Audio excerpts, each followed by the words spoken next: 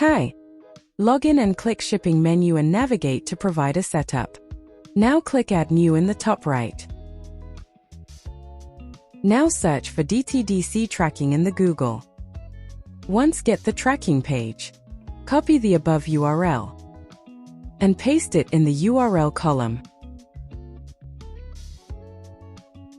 Now enter the provider name, for example DTDC, and click Save.